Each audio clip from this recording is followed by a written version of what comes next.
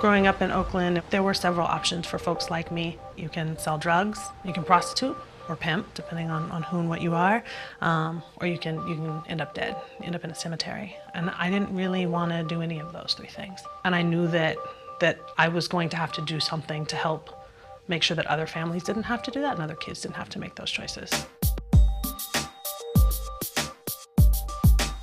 Oakland is the second most diverse city in the nation. The democratic process that has existed previously didn't reach out to people of color and immigrants. I don't know what the expectation can be for our young people to go on and be productive members of society when the bottom line is that we put more money into prisons than we do into funding California's education system.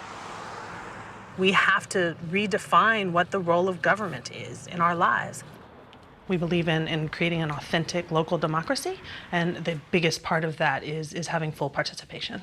Hey, how you doing? My name is Etam. My name is Asia. Hi, my name is Earl Thomas. My name is Precious. I'm calling from Oakland Rising. I'm calling from Oakland Rising on behalf of California Action Fund. Our work is to make sure that people are informed, engaged, and educated, and we do the mobilization to make sure that they get to the polls. In 2007, there were 204,000 registered voters. Of that, 143,000 of them were unlikely and occasional voters. And of that, about 99,000, just under 100,000, were from low-income immigrant and communities of color. So we know that the majority of folks who are showing up to Oakland polls are whiter, wealthier, more educated voters. But the majority of the votes, the real power of the vote is rooted in low-income communities of color in East and West Oakland in the Flatlands. How you doing?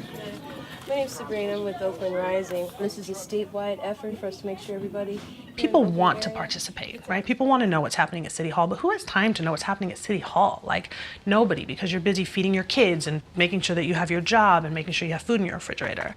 The most important thing that we can do and have to do is to not see ourselves as separated from, but that we actually have a role to play in our communities. Really talk about what it is that brought people here, right? And what it is that the government can do for you.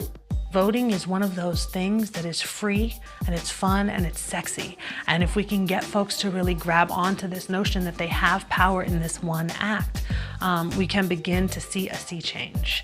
Part of the question is, are we as humanity going to come together and figure out how to create enough for everyone? When I came to Oakland Rising, the thing that we started to talk about immediately was this idea of winning. What does it look like to win? What does it mean for organizations to win? What does democracy look like when it wins? When I'm talking to people about the notion of democracy and really trying to inspire people to participate, we talk about the kind of city we want to see. As a 32-year-old single mom, born and raised in Oakland, to be able to use all of the skills and experiences that I have from growing up here to work I've done organizing for my own community, and to do work that aligns with my real values is super powerful. What we want to see is an Oakland that is available to everyone.